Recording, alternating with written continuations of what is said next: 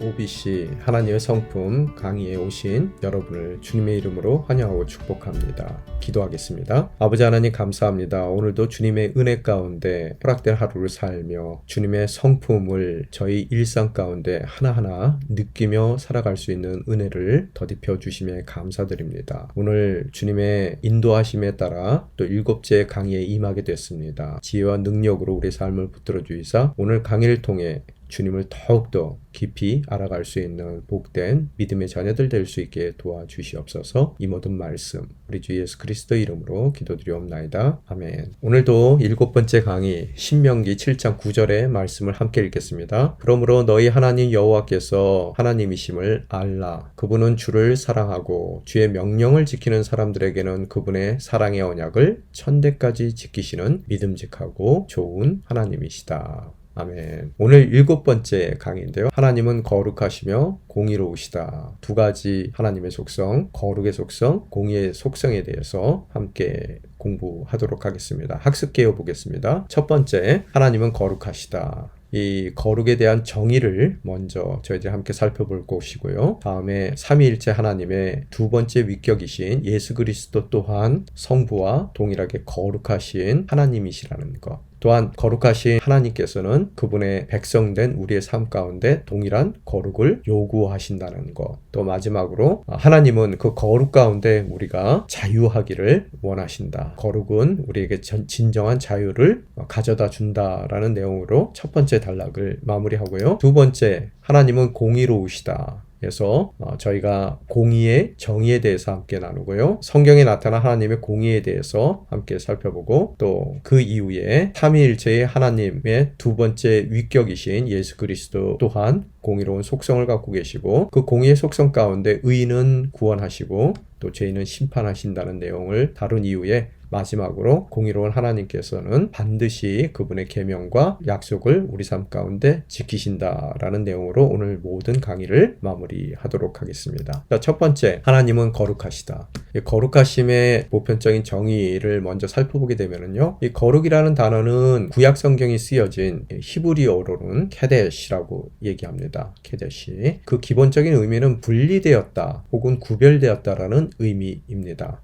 구약이 히브리 말로 쓰여 있죠. 또 신약은 헬란말, 고대 그리스어로 써 있는데요. 히브리 말뿐만 아니라 그리스 말에도 거룩이란 단어는 하기오스라고 하는데요. 그 하기오스의 본래적인 의미는 히브리어 단어 카데시와 동일하게 분리되었다, 구별되었다라는 의미를 갖고 있습니다. 그래서 이 거룩이라는 단어를 죄의 측면에서 봤을 때 깨끗하다라는 의미 혹은 조금 소극적인 의미 가운데서는 더럽히는 모든 것으로부터 철저하게 구별되었다, 분리되었다 라는 의미로 우리가 생각할 수 있을 것이고요. 제 측면에서 봤을 때 또한 존재론적인 측면에서 봤을 때는 우리 인생 가운데서 알파와 오메가가 되시는 그런 창조주 하나님께서는 존재론적으로 피조물인 우리와는 철저히 구별된 창조주 하나님이시라는 것을 우리는 거룩이라는 단어의 정의를 통해 알 수 있게 됩니다. 교재 내용 보겠습니다. 거룩이 하나님과 관련되어 쓰일 때에는 하나님께서 악으로부터 완전히 분리되셨음을 의미합니다. 주권, 무소부재하심, 사랑, 선하심, 전지하심, 지혜, 전능하심, 불변하심, 신실하심과 같은 하나님의 성품 속에서는 조그마한 사악한 오점이나 결함도 발견할 수 없다는 것을 깨닫게 됩니다. 하나님께서는 그분의 절대적인 순결함을 유지하시고 악으로부터 완전히 분리되시고자 아무런 노력도 하실 필요가 없습니다. 하나님은 창조주로서 존재론적으로 피조물인 우리와 구별된 분이십니다. 거룩한 분이세요. 그런데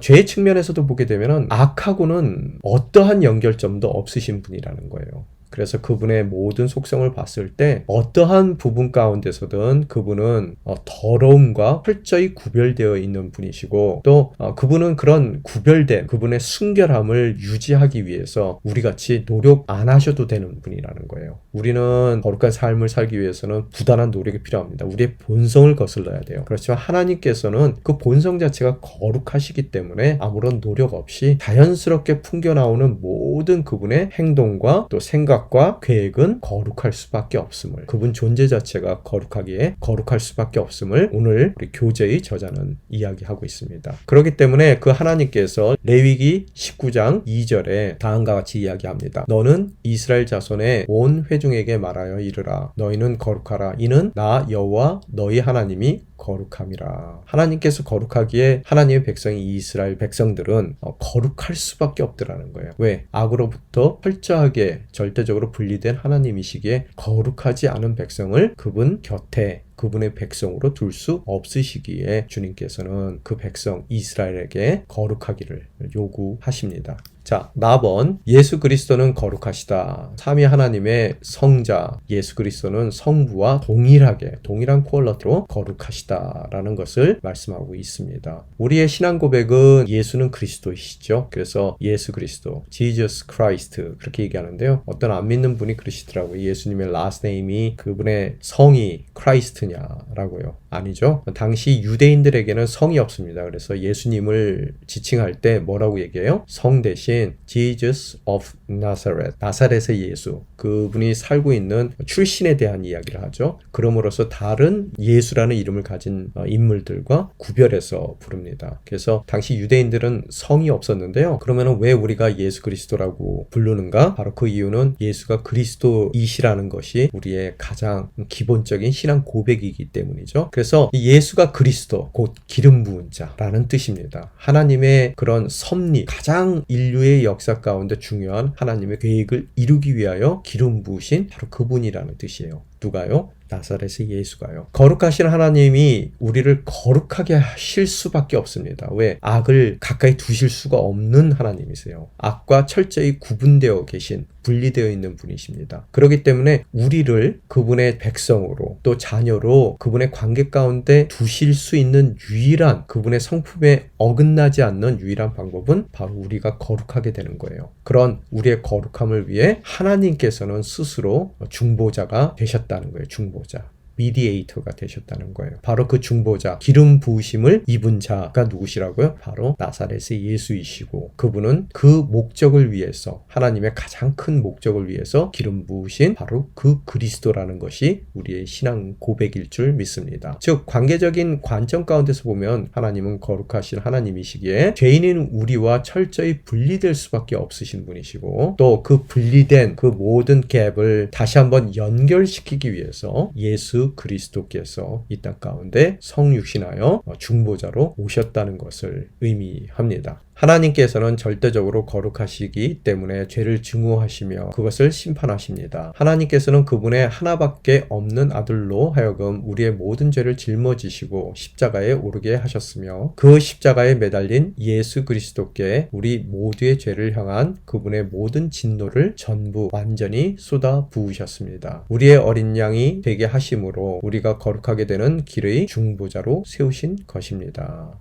교재는 102쪽에서 지금 방금 저희가 설명드렸던 내용들을 이렇게 기술하고 있습니다. 예수 그리스도는 우리가 거룩해질 수 있는 유일한 길이에요. 그랬어요. The only way. 예수 그리스도만이 다른 모든 길과 구별된 하나밖에 없는 유일한 거룩한 길일 줄 믿습니다. 자, 답은 하나님은 우리에게 거룩하라고 명령하십니다. 우리가 거룩한 주님의 자녀가 될 수 있도록 그 거룩을 가능케 하신 분의 요구는 하나님이 거룩하신 것처럼 우리 또한 거룩하라고 명령을 하시더라는 거예요.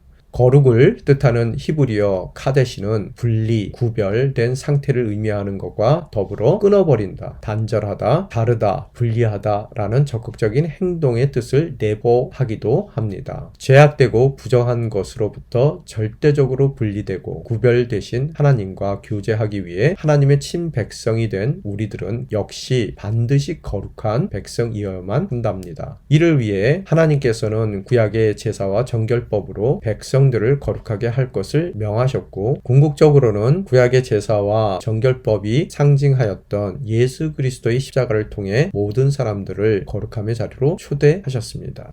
하나님께서 인류를 창조하셨을 때는 하나님께서 친히 모든 인간의 하나님이 되어주시고 또 하나님과의 온전한 관계 가운데 우리가 풍성한 충만한 삶을 누려나가기를 원하시는 그런 계획이 있으셨다는 거예요. 그런데 인간은 죄를 범함에 거룩하신 하나님으로부터 철저하게 끊어지고 단절될 수밖에 없었지만 주님께서 그런 죄악된 인간을 내버려 두시지 않고 다시 한번 원래의 의도대로 아름다운 하나님과의 관계 가운데로 초청하시기를 계획하셨더라는 거예요. 그러기 위해서 그 죄악된 인류의 모든 더러움을 씻어주시기 위하여 그 아들 예수 그리스도 성자를 보내주셔서 성자의 십자가의 사건을 통해서 다시 한번 관계 가운데로 초청하고자 하는 주님의 계획이 가능케 된 것이고 또 예수 그리스도를 통해서 모든 죄악의 더러움을 말끔히 씻어낸 성도들의 삶이 진정 주님이 원하시는 아름다운 관계 가운데 완성되어 가도록 또 주님께서 계획하신 관계 회복을 주님이 원하시는 만큼 완성시켜 나아가도록 성도의 삶 가운데 Holy Spirit 성령님을 허락하셨다는 것이 삼위일체 하나님과 또 그분의 거룩한 가운데에서 그분이 펼치시고자 했던 우리를 향한 주님의 계획일 줄 믿습니다. 자, 라번 하나님은 우리가 자유하길 원하신다.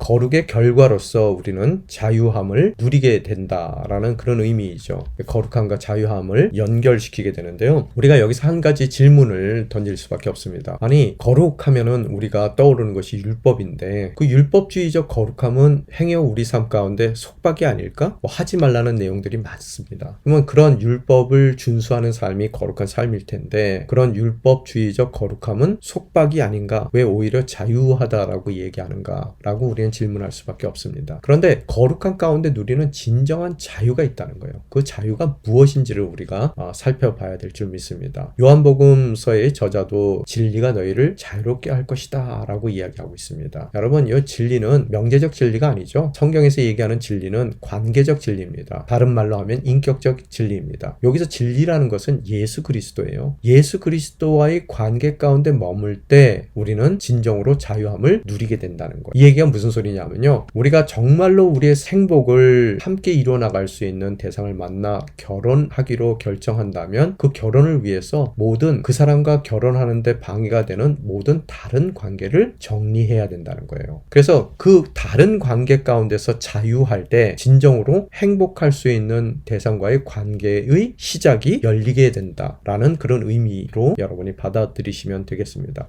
또 우리가 한 가지 알아야 될 것은 진정한 자유는 방종하고는 다르더라는 거예요. 우리가 무조건 모든 것 마음대로 할 수 있는 것이 자유라고 착각할 수 있는데요. 만약의 경우 여러분이 먹지 말아야 될 것을 정말 내가 자유를 누려야 되겠다라고 생각해서 건강상으로 먹지 말아야 될 모든 것을 다 먹는다면 어려운 속박 가운데 병원에 입원하게 될 거라는 거예요. 그럼으로써 모든 가능성들이 전부 다 막혀버리는 그런 속박 가운데 머물게 될 것입니다. 여러분 물고기가 진정으로 자유할 수 있는 것은 내가 자유해야 되겠다 그래서 물 밖으로 나오게 되면은 그 물고기는 전혀 자유롭지 못한 속박 가운데 머물 수밖에 없습니다. 물고기는 원래 창조의 의도대로 물속에 있을 때 정말 자유롭게 헤엄을 칠 수 있는 그런 물속에서의 자유함을 물고기는 누려나갈 수 있으려 믿습니다. 우리가 인간이 창조되었을 때 그런 하나님과의 관계를 위해서 창조됐기 때문에 우리가 그 관계 가운데 머물렀을 때 우리는 진정한 자유를 누린다는 거예요. 거룩이라는 관점 가운데 다시 한번 자유를 설명하면요. 하나님께서 처음서부터 우리를 만드실 때 인류를 만드실 때 하나님의 관계 가운데 그 관계를 누려나가는 또 그 누려나가는 과정을 통해서 참 자유를 누리는 인생으로 우리를 창조하셨습니다. 그러나 그런 우리 인간이 죄를 범함에 거룩하신 하나님께서 우리를 그 관계 가운데 그냥 내버려 두실 수 없게 되어 우리는 죄로 인해서 그 하나님과의 관계 가운데서 단절될 수밖에 없었습니다. 그런 단절된 우리의 삶을 그냥 내버려 두신 것이 아니라 거룩하신 하나님께서는 거룩한 방법인 예수 그리스도 그 중보자를 통해 우리를 다시 한번 그 관계 가운데로 초청해 주셨고요. 그러기 위해서 예수 그리스도의 십자가 사건을 통해서 우리의 모든 더러움을 씻어내 주시는 것으로 것으로서 거룩하신 하나님과의 관계 가운데 다시 한번 설 수 있는 우리가 되었고, 즉 진정한 자유를 누릴 수 있는 인생이 되었고, 그 하나님의 관계 가운데 머무를 때 물고기가 물속에서 그 자유함을 누리듯이 우리는 그 하나님과의 창조하실 때서부터 계획하셨던 그런 하나님의 관계 가운데서 우리는 우리의 존재의 이유를 충만하게 온전하게 채울 수 있는 그런 진정한 자유를 누릴 수 있게 되더라는 것입니다. 그런 의미 가운데서 우리의 삶을 살펴볼 때 죽음에 속박된 우리의 인생, 모든 사람들 죽지 않는 사람이 없습니다. 모두 죽기 때문에 죽음이, 또 죽음에 속박되어 있는 우리의 삶이 지극히 자연스러울 수 있어요. 왜? 인류 가운데 안 죽는 사람이 없으니까요. 그렇지만 그 죽음의 속박이 자연스러운 것이 아니라는 거예요. 그것은 죄된 현재의 상태라는 거예요. 진정한 자연스러움은 예수 그리스도를 통해서 모든 그 죄의 문제가 해결되어 그 죄의 결과로 우리가 속박될 수밖에 없는 죽음의 굴레로부터 자유할 때 우리는 진정 주님께서 의도하셨던 창조의 자연스러움을 우리 삶 가운데도 살아낼 줄 믿습니다. 그래서 창조의 의도대로 회복된 상태를 우리는 진정한 자유라고 얘기하고, 그 자유는 하나님과의 온전한 관계 가운데서만이 가능하기 때문에 거룩하신 하나님과의 관계 가운데 있는 거룩한 주님의 백성, 주님의 자녀가 됐을 때 우리는 진정한 자유함을 누린다는 것이 바로 거룩과 자유함을 연결시키는 우리의 믿음일 줄 믿습니다. 자, 두 번째, 하나님은 공의로우시다. 공의의 정의에 대해서 먼저 살펴보겠습니다. 우리가 방금 다뤘던 거룩의 관점에서 볼 때 공의란 그 거룩함을 지켜내는 하나님의 능력이라고 볼 수 있겠습니다. 하나님은 공의로우시기 때문에 결코 자신을 더럽힐 수 없는 공의의 하나님이시기에 죄인을 용서하실 수 없습니다. 그 거룩함을 지켜내야 돼요. 그러나 공의의 하나님은 동시에 사랑의 하나님이십니다. 그래서 그 죄인들을 용서하기 위해서 십자가에 스스로 달리시게 되더라는 겁니다. 하나님께서는 공의의 하나님이시며 동시에 사랑의 하나님이십니다. 이 두 가지 한쪽으로만 치우치실 수 없는 그런 하나님이시라는 거예요. 그래서 하나님을 잘 표현하는 멋진 말이 있는데요. 사랑 없는 공의는 폭력이고 또 공의 없는 사랑은 맹목이다. 하나님은 폭력적인 분도 아니고 맹목적인 분도 아니시라는 거예요. 그런데 우리가 이 시대를 하나님의 사랑의 시대라고 그러거든요. 너무 사랑만을 강조하다 보니까 하나님의 공의를 잊어버리고 살 때가 많습니다. 그래서 얼마 전에 가장 베스트셀러였던 Love Wins라는 책이 있습니다. 그 책에 보면은 하나님의 사랑만을 믿고 싶어요. 하나님의 공의는 믿고 싶지 않는 세대입니다. 그래서 Love Wins, 하나님의 공의가 아닌 사랑이 이긴다 라고 주장하면서 보편적인 구원론을 얘기하고 있어요. 하나님의 공의를 믿고 싶지 않고요. 공의의 대가를 지불하여 하나님의 사랑만을 강조한 잘못된 신앙이죠. 그래서 우리는 항상 하나님의 공의만을 주장할 수도 없고요. 또 하나님의 사랑만을 주장할 수도 없습니다. 동시에 공의로운 하나님, 또 사랑의 하나님이라는 것을 우리들은 믿어야 합니다. 그래서 그 하나님의 공의와 사랑이 만나는 자리가 바로 십자가라는 거예요. 다시 이야기해서요. 창조자 하나님께서 인간을 처음 만드셨을 때는 그 하나님과의 관계 가운데 그 인간이 풍성함을 누려나가길 원하시더라는 거예요. 우리의 하나님이 되어주시고 또 그런 하나님과의 관계 가운데 의도되었던 그런 풍성함, 그 우리의 존재 이유들을 실현시켜 나가는 아름다운 삶이 되길 원하셨는데 인간은 죄를 범합니다. 죄를 범하는 것으로서 그 인간은 더 이상 거룩하신 하나님과 함께하지 못하고 분리될 수밖에 없고 또 그분의 관계 가운데 단절될 수밖에 없더라는 거예요. 그런 단절되고 분리되어 원래의 창조의 의도대로 전혀 살 수가 없었던 인간을 주님께서는 사랑 가운데 긍휼히 여겨주셔서 공의의 하나님께서 심판하실 수밖에 없는 그 인간을 위해 하나님 스스로 이 땅 가운데 내려오셔 그 모든 심판의 내용을, 심판의 무게를 그 십자가에서 감당하셨고요.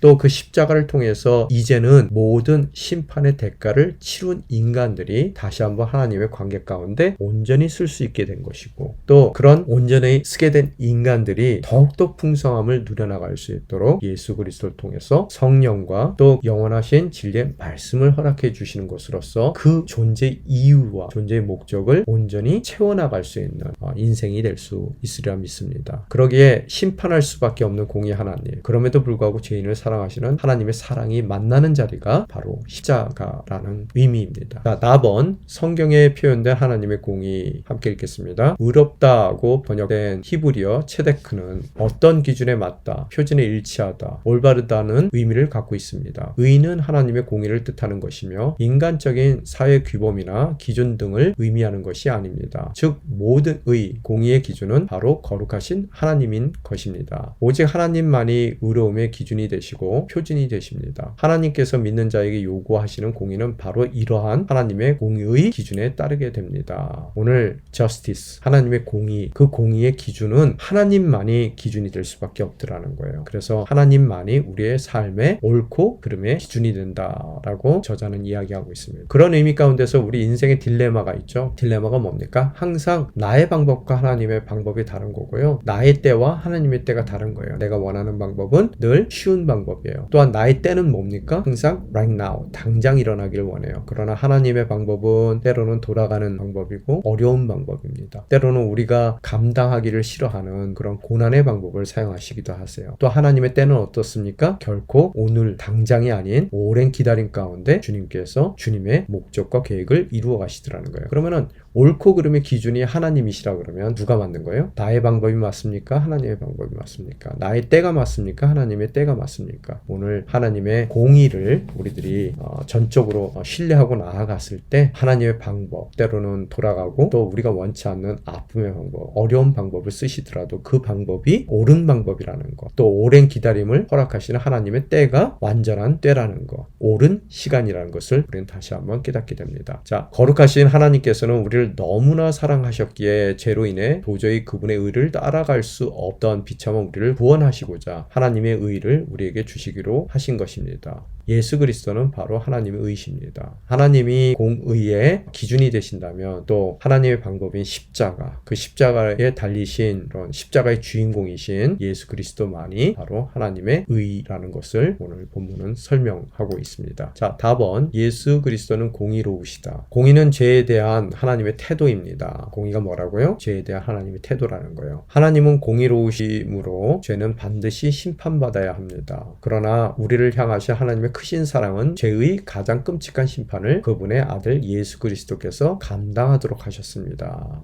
Thus, it is free but not cheap. 그런 의미 가운데서 구원은 공짜로 우리의 자격 없이 우리의 노력 없이 주어졌지만 그 주어진 구원을 이루기 위해 예수 그리스도 성자 하나님께서는 값비싼 대가를 치르셨다라는 것을 우리는 알 수 있습니다. 공의 하나님의 심판, 그거는 그 죄에 합당한 벌이죠. 그 벌을 주님께서 대신 십자가상에서 감당하셨다는 거예요. 자, 하나님께서는 예수님의 십자가를 통해 우리를 죄에서 해방시키셨습니다. 죄로부터 자유케 하셨다는 것이죠. 십자가를 통해서요. 공의의 속성을 만족시켰다는 거예요. 그리고 난 후 죄로 가득한 세상에서 거룩한 삶을 살 수 있는 능력을 주시고자 우리에게 성령을 보내주셨고 또 가능케 한 예수 그리스도의 십자가의 사건을 통해서 아직까지 거룩함의 모습을 갖추지 못한 우리들, 그저 의롭다라고 칭해주신 우리의 삶 가운데 진정한 그 거룩함을 이루어 나가기 위하여 성령을 보내주셨고 또한 진정한 자유함을 누려나갈 수 있는 그런 우리 인생 가운데서의 기준으로서 우리에게 주신 매뉴얼, 바로 말씀이죠. 그래서 진리를 알 수 있도록 그분의 영원한 말씀을 우리 삶 가운데 주셨습니다. 예수님은 사랑과 공의 가운데 의인을 구원하셨고 죄인을 심판하셨습니다. 그래서 구원이라는 것은 동전의 양면성과 같아요. 그래서 한쪽에서는 의인의 구원이 있지만 그래서 하나님이 의도하셨던 원래의 관계 가운데로 회복시키는 것으로서 창조의 의도대로 그 삶을 풍성히 충만하게 살아갈 수 있는 길이 열리기도 하지만 반대로 그런 예수 그리스도를 거부한 자들에게는 그 공의의 속성대로 그 자신의 죄에 합당한 심판을 받게 된다는 것. 구원과 심판은 늘 함께 간다는 것을 말하고 있습니다. 4번, 하나님은 공의로우시기에 그분의 계명과 약속을 지키신다.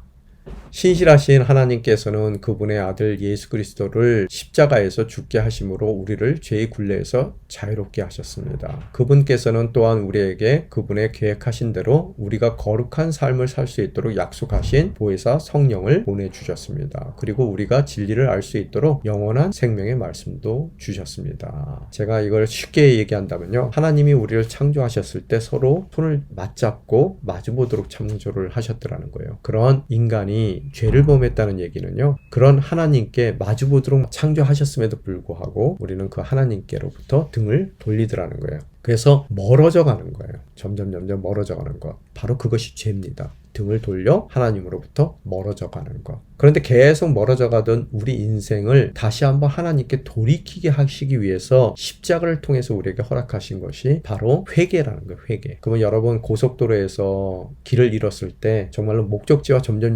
멀어지는 것 같은 그런 경험을 해보신 적이 있으시죠? 그래서 가면 갈수록 뭐 유턴할 수 있는 또 빠져나갈 수 있는 길이 없이 차단막으로 다 막혀 있기 때문에 그냥 나의 의지와는 관계없이 한번 잘못 들어선 길로 인해서 더 멀어질 수밖에 없는 그런 상황 가운데 놓인 것이 인류였다는 거예요. 근데 하나님께서 다시 한번 그런 인류가 하나님께로 돌이킬 수 있도록 인터체인지를 만들어 주시는 거예요. 그게 뭐예요? 바로 십자가라는 거예요. 그래서 그 십자가의 사건을 놓칠까봐 크게 전광판에 반짝반짝 불을 붙여주세요. 그 십자가의 인터체인지를 놓치고 지나갈까봐. 바로 그것이 구약 성경에 나오는 많은 선지자들의 외침이었고요. 또 신약 시대에서도 세례 요한의 외침이었다는 거예요. 그래서 우리가 누구든지 이제 그 반짝반짝거리는 전광판의 사인을 보고 예수 그리스도라는 그 십자가의 인터체인지를 통해서 다시 한번 주님께 돌아갈 수 있게 된 것이 바로 믿음 가운데서의 회개라는 거예요. 그래서 주님을 향해 나아가는 것이 신앙의 삶이고 다시 한번 십자가를 통해서 멀어졌던 하나님과의 관계 가운데로 나아가는 것이 신앙의 삶이고 또 그런 우리들이 행여 잘못된 길로 또 빠지지 않도록 우리 삶 가운데 내비게이션을 하나씩 달아주세요. 그래서 내비게이션에서 좌측으로 500m 이후에 가십시오라고 얘기해 주시듯이 성령께서 우리의 마음 가운데, 생각 가운데, 또 감정 가운데 말씀해 주시는 거고요. 또한 우리에게 맵도 주세요. 지도도 주시는데 바로 그 지도가 뭐예요? 하나님의 말씀이라는 거예요. 그래서 눈으로 지도를 확인하고 또 우리 삶 가운데서 성령의 음성에 따라 우리가 나아갈 때 원래 의도했었던 하나님과의 관계에 결국 도착하게 될 수 있음을 오늘 저자는 이야기하고 있습니다. 자, 적용 보겠습니다. 믿는 자들로서 우리는 우리 주변에서 하나님의 공의를 드러내기 위해 무엇을 할 수 있습니까? 가장 먼저 우리는 우리 인생의 모든 영역에서 하나님의 공의가 임하도록 기도하는 것을 시작할 수 있습니다. 저희가 무엇을 해야 될지 막막할 때는 기도하는 것으로 시작을 할 수가 있죠. 또 우리가 한 가지 알아둬야 될 것이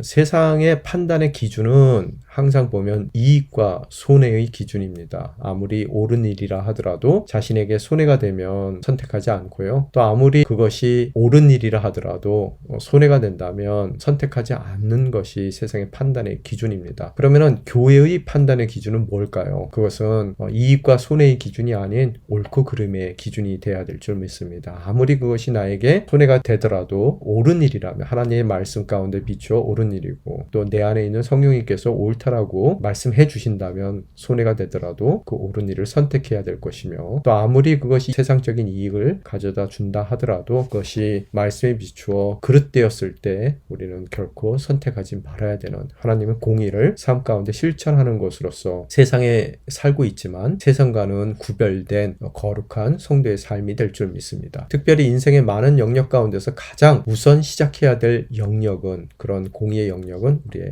가족일 것입니다. 그런 의미 가운데서 자녀들과의 관계에서 옳음의 판단의 기준은 무엇인가 우리는 자문해 봐야 되는 것이고 또 우리 자녀들을 양육함에 있어서 그 양육의 기준은 무엇인가 세상적인 그런 기준과 동일한 기준으로 우리 자녀들을 양육하고 있는지 또한 우리의 그런 양육의 목적을 이루기 위한 방법론은 하나님이 원하시는 그런 방법론인지 때로는 너무나 사랑에 치우쳐서 맹목적인 부모로서의 역할을 하고 있는지 혹은 너무 공의적인 잣대만으로 자녀들을 대하는 것으로서 행여 사랑이 없는 폭력적인 부모로서의 모습으로 비춰지지 않는지 우리 자신을 한번 살펴보기를 원합니다. 나눔 질문 보겠습니다. 거룩한 하나님께서 나에게 삶의 거룩을 요구하십니다. 그 요구에 순종하기 위해 나의 일상에서 구체적으로 실천할 수 있는 것은 무엇인지요? 사랑 없는 공의는 폭력이고 공의 없는 사랑은 맹목입니다. 나와 자녀 혹은 부모와 나의 관계에서 폭력적인 공의 혹은 맹목적인 사랑을 경험한 적이 있나요? 지금 현재 내가 부모로서 나와 내 자녀들의 관계 가운데서 혹은 내가 어린 시절 내 부모와 나의 관계 가운데 폭력적인 공의만이 앞세워지고 혹은 맹목적인 사랑만을 경험한 적이 있는가 우리 함께 나눠보기를 원합니다.